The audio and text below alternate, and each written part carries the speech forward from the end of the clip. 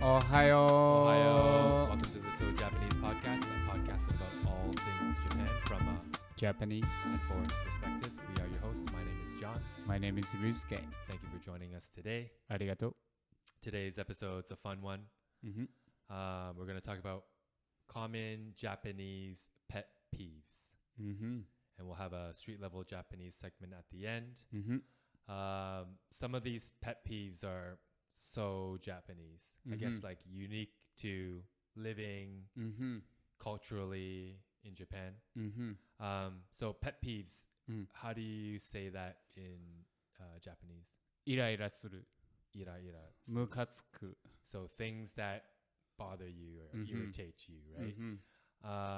So I guess like not everyone will I guess pet peeves are like unique to people. Some things bother others and some don't, right?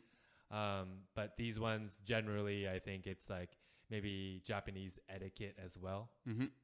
So we brainstormed a whole long list of them. We'll run through them.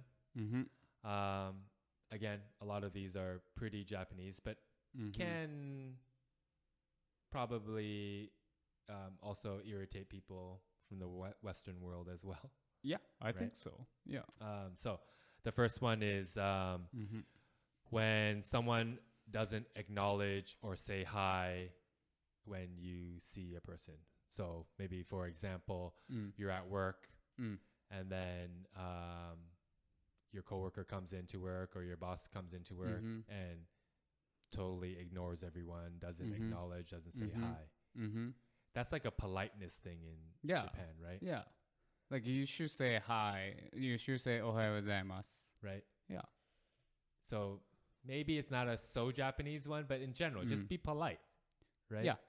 But I noticed that in here, like if I start working new workplace, sometimes like, for example, like if I'm already there working, then like one of new workers start working on that day, I try to introduce to everybody.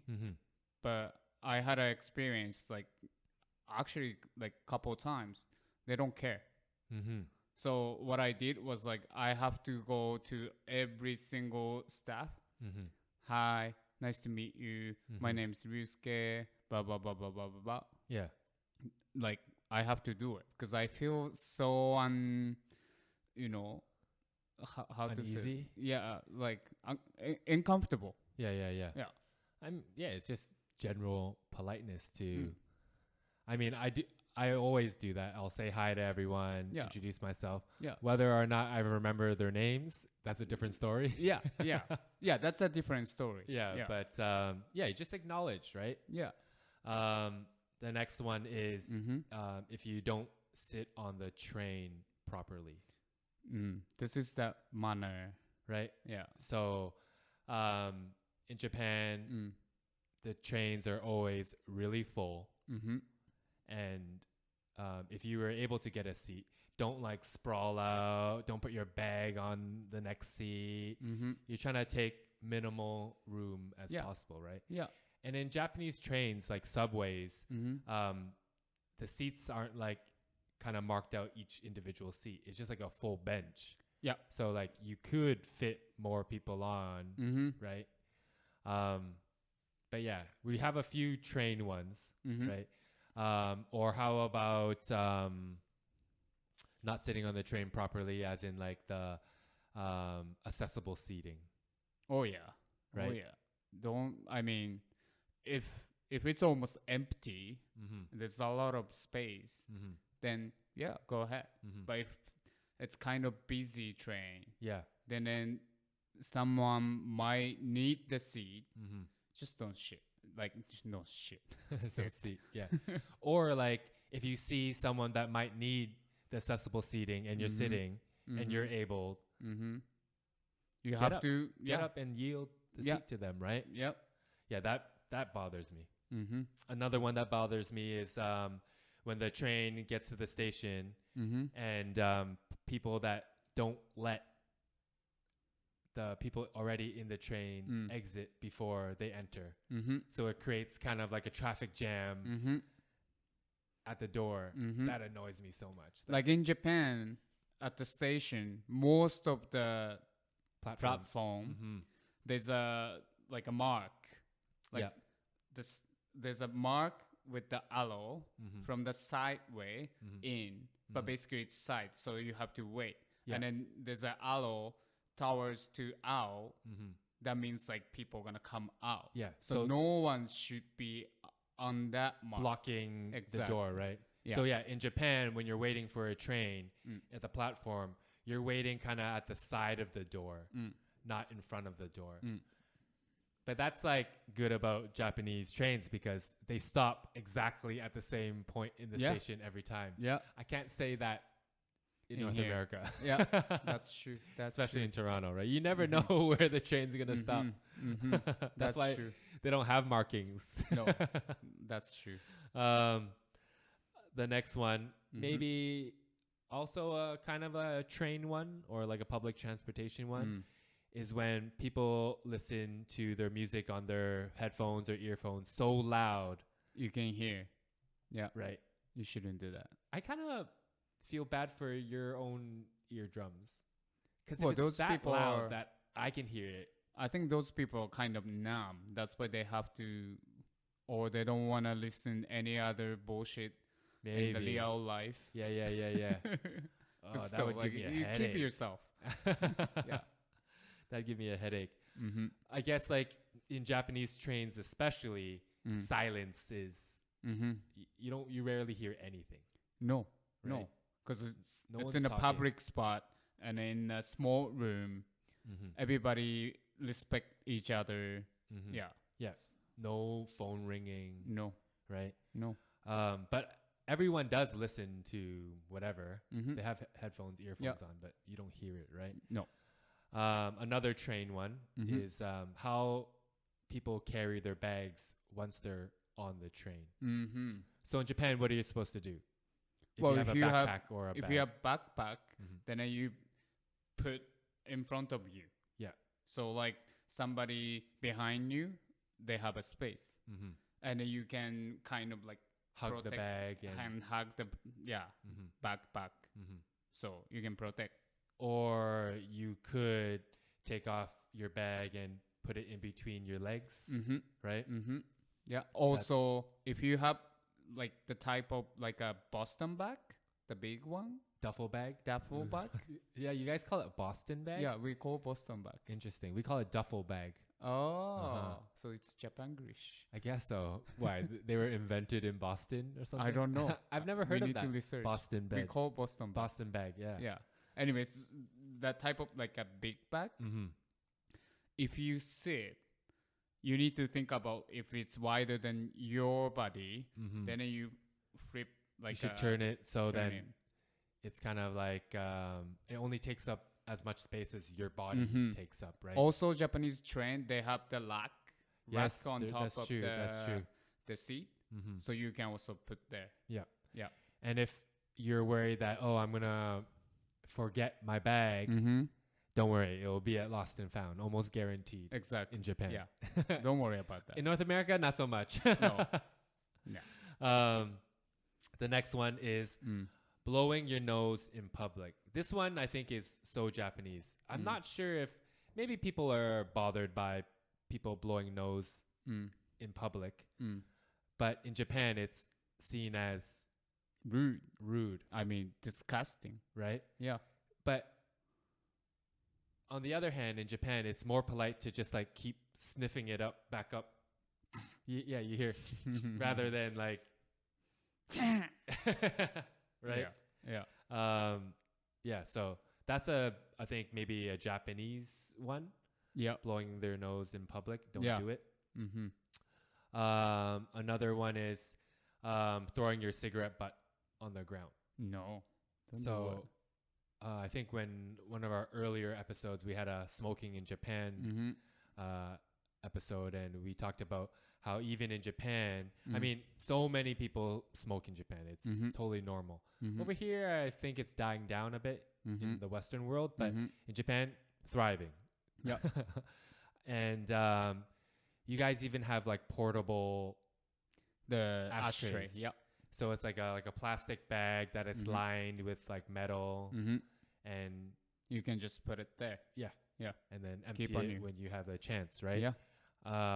But yeah, don't throw your cigarette butts on the ground. I think that's a general all around the world pet peeve, right? This one, next one, maybe more Japanese. This one is seeing couples being romantic in public. So PDA. Yeah. People in Japan feel really uncomfortable when they see that. Yeah, right? they will, especially like the old age people. Okay. They will judge you, and then they will even like, they might even telling you like, don't do it. Japanese old men love to tell you what to do. Yeah. They're not They shy. think they have power. Yeah, right. It's like the just the culture, right? The elderly are supposed to be respected. Whatever they say goes. Yeah. So I think this might be a more Japanese pet peeve. I feel like in the Western world you see people everywhere. Yeah. Right. The next one, definitely Japanese. So in the genkan, people don't turn their shoes around. Entrance. The entrance. So Yeah. the genkan is in every Japanese household or apartment. It's the area where you take off your shoes. The shoes. Right? So outside shoes go in this little area. And it's normally like tiled, like different from your living space. Yeah. Yeah. And It's always divided. right? Yeah. And you don't even put your slippers in No. the genkan. No. The slippers go in the living space. Yeah. So you take off your shoes and then it's normally a step up, right? And then you put on your slippers and then you enter the house. Yeah. So what we're referring to is when you take off your shoes, you're facing the house, but afterwards, a lot of people will turn their shoes around. So the shoes are facing outside, like towards the door. Yeah. Not everyone does this in Japan, No. but you I should. can definitely see people will find this a pet peeve if you don't do it, Yeah. right? Yeah. Or maybe you don't have to turn the shoes around, but if you don't put them together. It's just like take it off and then go. Yeah, right. That's only kids do. Like the shoes, like the soles are not even touching the ground. They're like flipped over and whatever, right? But genkan, so Japanese. Yeah. Right. Yeah. The next one, another one that's so Japanese, slippers on the tatami. Oh, no. No. It's, to me, it feels weird. Right. Anyway. So for me, I feel like slippers on carpet give me that same feeling. Like on carpet, I feel like I need to be barefoot. Yeah. Like soles, your shoes, slipper soles on carpet gives me a weird feeling. That's the same as tatami mats, right? Yeah. Because tatami mats are harder to clean. And in a way, it's kind of like sensitive material, right? It's not like flooring, like a hard. Yeah, that's true. It can So- fray easily. Exactly. Yeah. And also, it feels so good if you with your barefoot. Yeah. So in Japan, definitely slippers inside the house, but it depends where inside if you the go, house. yeah, because like modern Japanese house, they have mostly like regular floor, like here, but they normally also have like a washitsu, which is the tatami room. So if someone invite you to, come to washitsu, and you wear slipper, you need to make sure like before you enter the tatami room, you need to take it off the tatami. Also, some houses will have separate slippers for you to wear in the toilet. Oh yeah. Right. I thought that's normal. I've seen some houses that don't necessarily. Even my house, right? We had it. Yeah, right. Yeah. So in Japan, also, it's common for your house to have a separate room for just the toilet. In the Western world, the toilet, sink, shower, it's all in the same all room, together. right? Yeah. But in Japan, really common for have it to be separate. Yeah, normally it's separate. And you would wear toilet room specific slippers. Mm-hmm. Yeah, that's very common. Yep. This one may be a general worldwide one, but when you're on a date, maybe especially on a first date, when the check comes and it's time to pay, conveniently the other person happens to need to go to the toilet. Oh, I'm gonna go bathroom. Oh, I'll go bathroom. It just leaves this awkward right thing. Yeah. Yeah, so that's a pet peeve for some. Another one, I think this is a Japanese specific one. I don't know if the rest of Asia really thinks like this. I'm not sure. But when you're passing food around, don't do it chopstick to chopstick. So if I want to offer Ryusuke some food on a dish that's closer to my side, I should pick up food with my chopsticks but place it on a plate, on his plate or something, rather than, hey, here.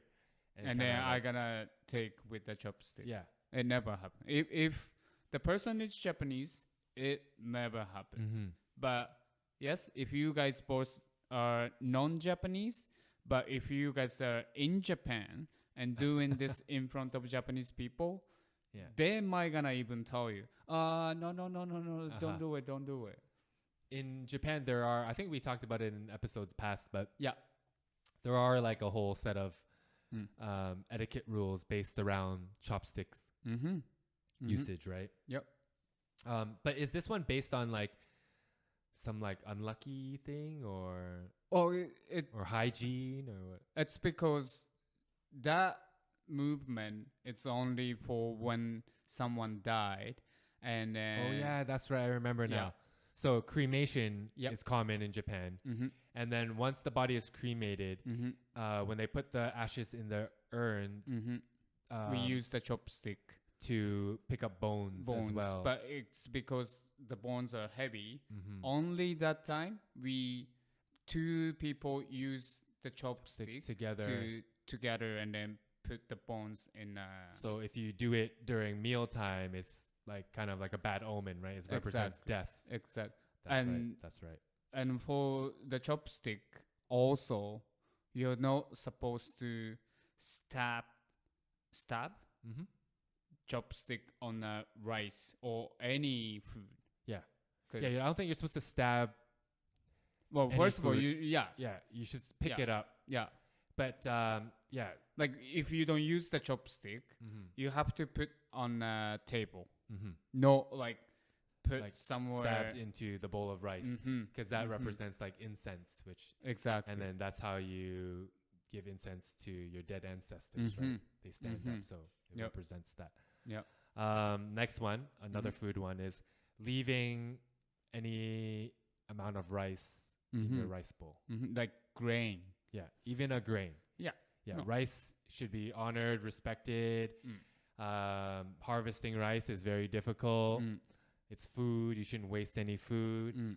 But I feel like in the Western world, like, is it a polite thing to like kind of leave some food on your plate? Like, I feel like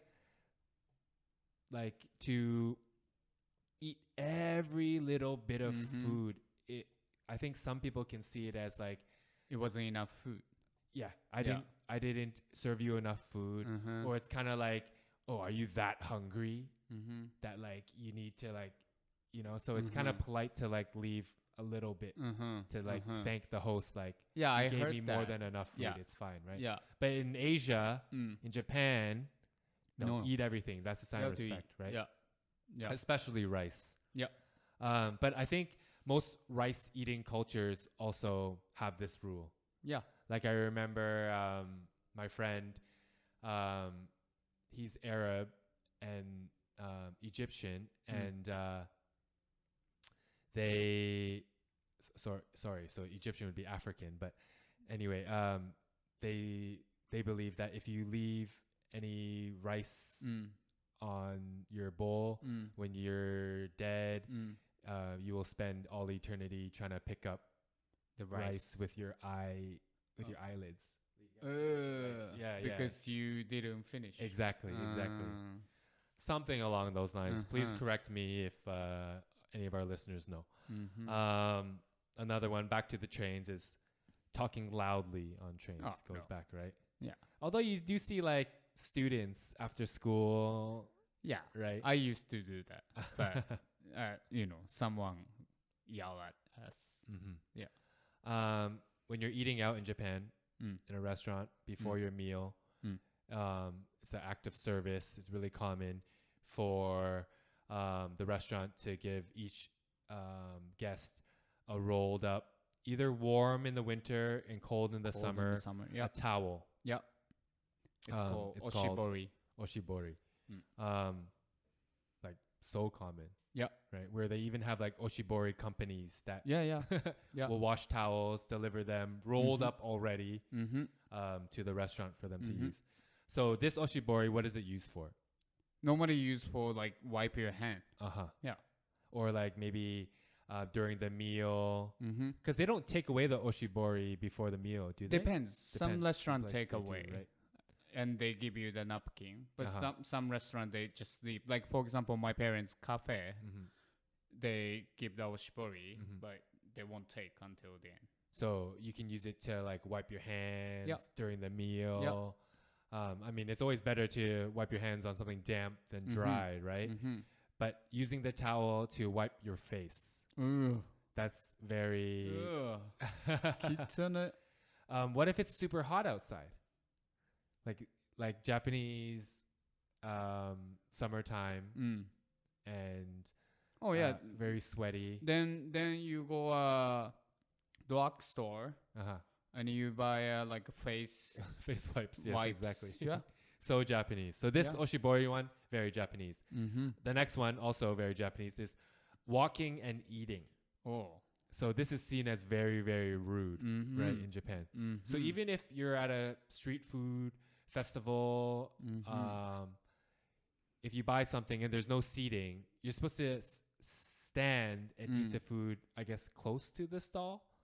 Yeah. Right? I mean, like festival and stuff, I would say okay.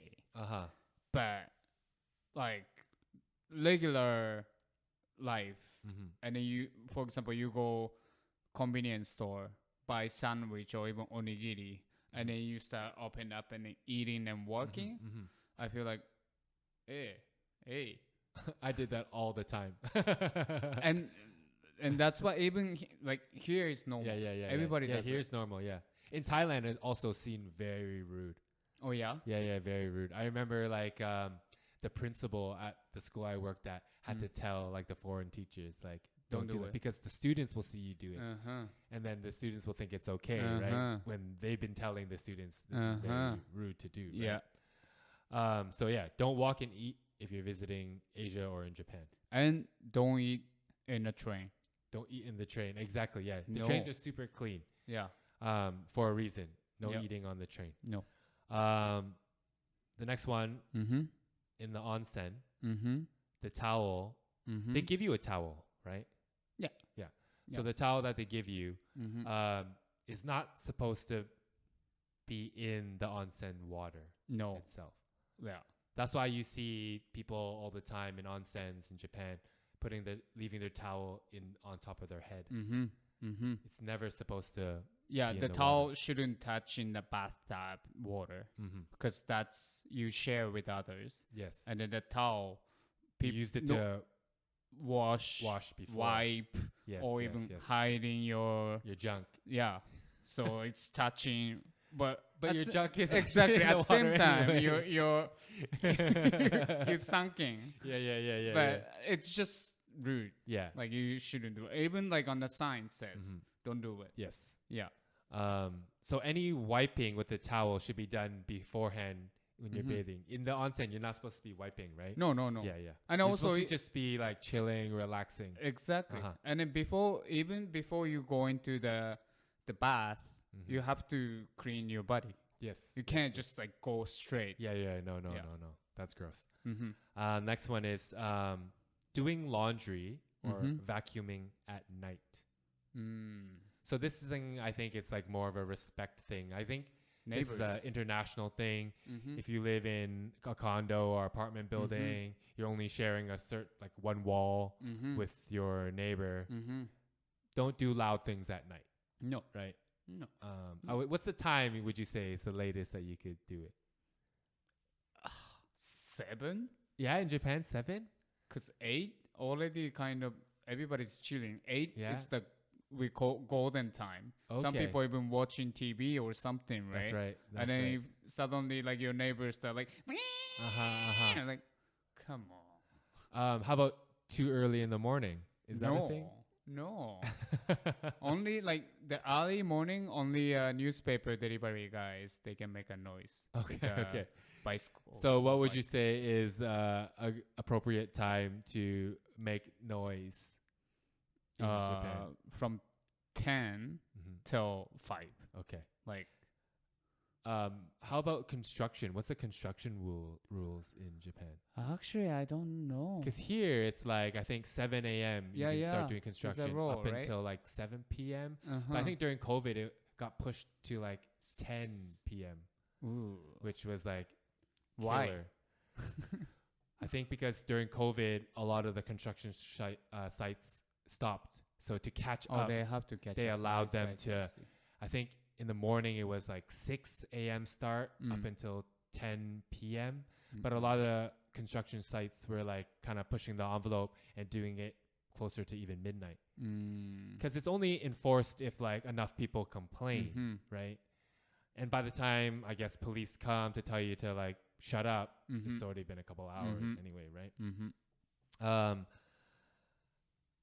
The next one is this is a difficult one. I find this one is a very Asian one. When you're eating out with a bunch of friends and you're sharing a bunch of food, no one wants to touch the last piece of pizza or the last karaage. Yeah. Right? And then by the time someone eats it, it's like super cold and dried out.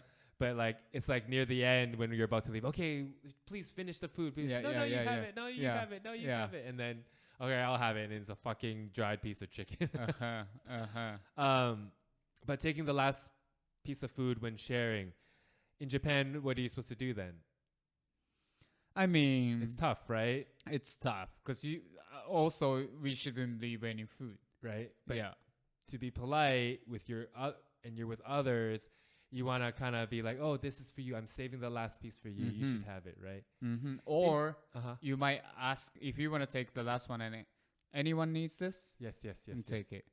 The best way to do is when like there's more food coming and the servers need to clear the plates and there's still food left. And then the server is like awkward. Oh, does anyone want this last piece? And then normally I'll be like, I'll take it. Yeah.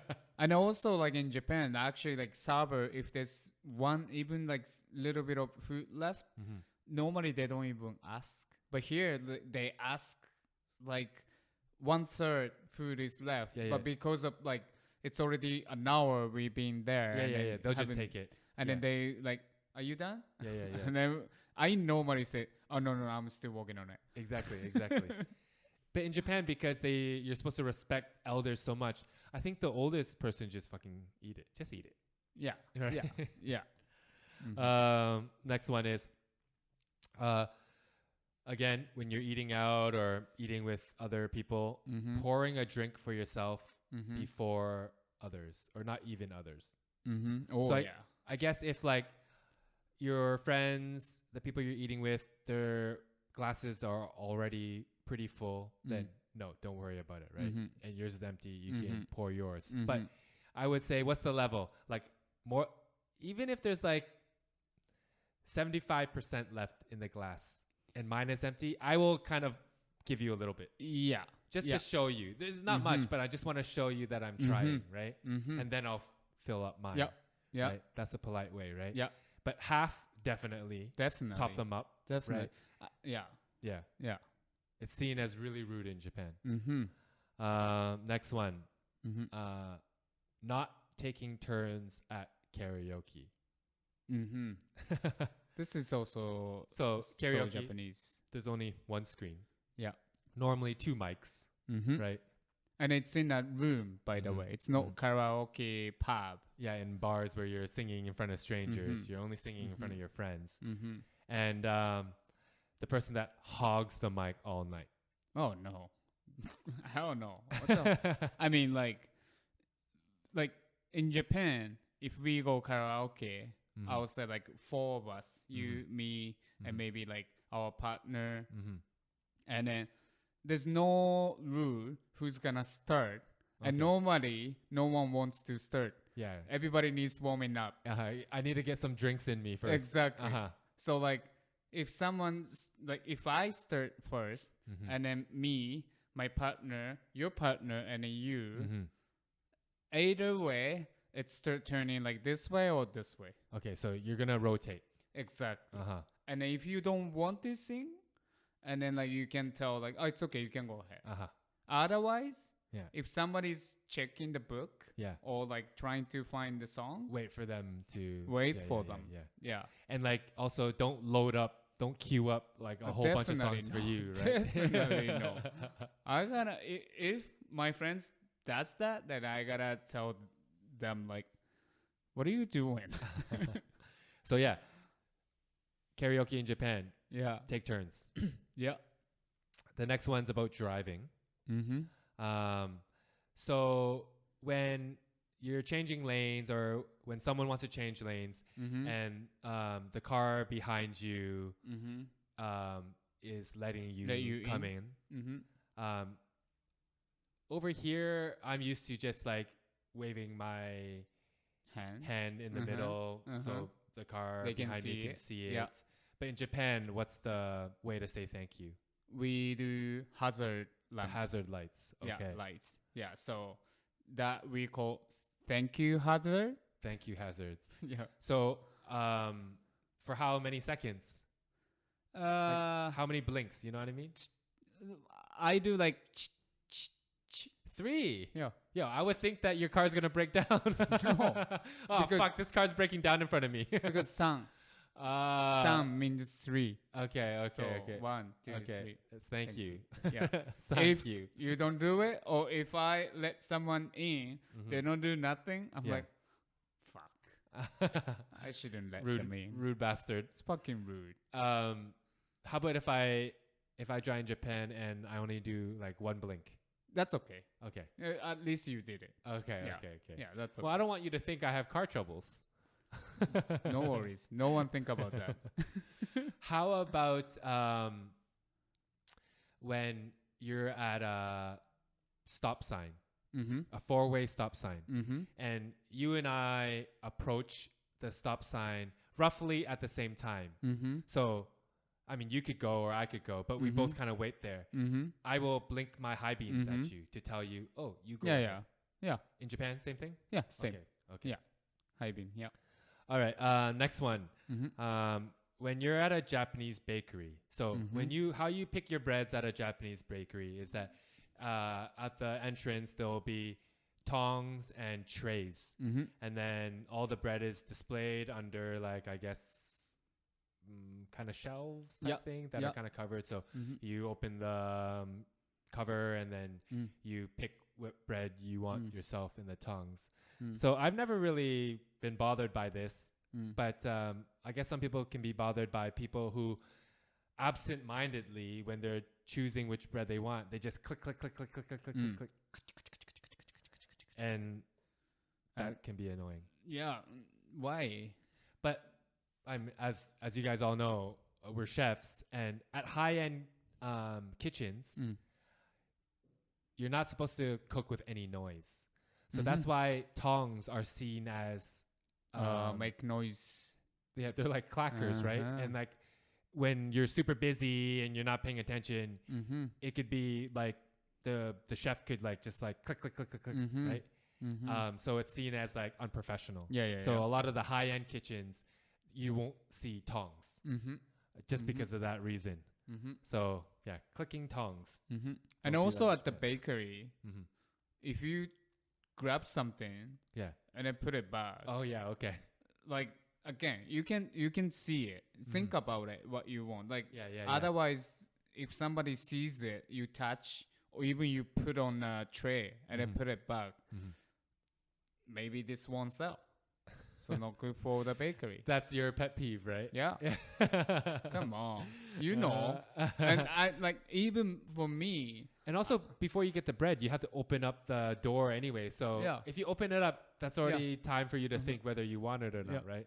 It's all clear. It's all and sometimes there's no even doors. Yeah, that's true. That's true. And like, but like this time I went back, they all like wrapping up because of COVID I think. Yeah. But still, it's if you grab it, just don't do it. That's Ryusuke's biggest pet peeve. Hi. Next one is kissing your teeth or like making the sound, like no. Right? Yeah. No. I'm not sure if it's a cultural thing, but yeah, in Japan that's seen as rude, or it could be someone's pet peeve. Yeah. It's like pet peeve. Yeah. Next one is this one is so Japanese because we mentioned it in one of our podcasts before, but testing is a huge thing in Japan, right? You have to even write exams to enter high school. And of course, obviously, you have to write exams to enter university. But Japan loves their examinations, loves their tests. So a pet peeve among students is when your classmate asks you, hey, what did you get on the test? And then you openly tell me your score. Oh, I was B. Right? And then how about you? How about you? And then I'll be like, oh, I did okay, or I didn't do that well. Like, no, I don't care. What's your score? Exactly, right? So you guys, I'm sure you've all encountered this one classmate. So they'll ask everyone for their score, but not tell anyone what they got. The last one that we have is, that was the last one. So yeah, that does it for our list. If you guys have any pet peeves, whether in your culture or Japanese specific ones, let us know. Message us on any of our social media. We want to know what your pet peeves are. Yeah, please. This brings us to our street level Japanese segment. To our new listeners, street level Japanese is a segment where we use to introduce more colloquial slang Japanese to you guys. Japanese that you won't find in textbooks, you won't get from a language school, Japanese that you learn on the street. Yep. So we have 3 words today. The first one is イチャイチャする. イチャイチャする. In English, I guess it's just like being lovey-dovey, being romantic, especially in public. I guess you would say this, right? Icha icha is a onomatopoeia for what? Like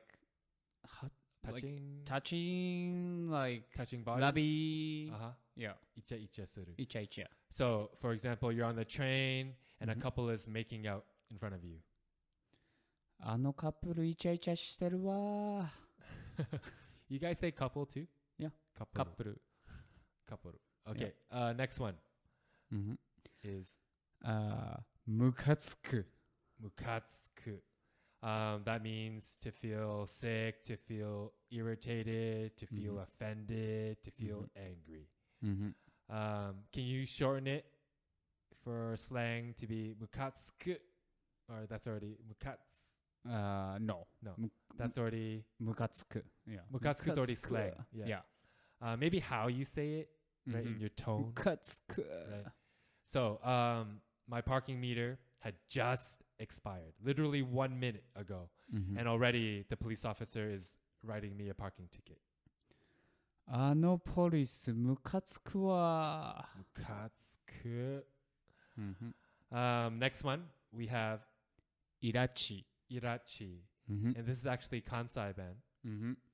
And it's used to describe someone who gets easily stressed and bothered. A cranky person, right? Like me. So the example is, I easily get road rage when driving in traffic. My partner in the passenger seat always tells me, リュウスケ、イラチだね。イラチ。イラチ。I'm a That's a good one. Grumpy person. Yep. Thank you for listening to today's episode. ありがとうございます。いつもいつも。Again, rate, review, and subscribe. And please follow our Instagram account and TikTok account. Yep.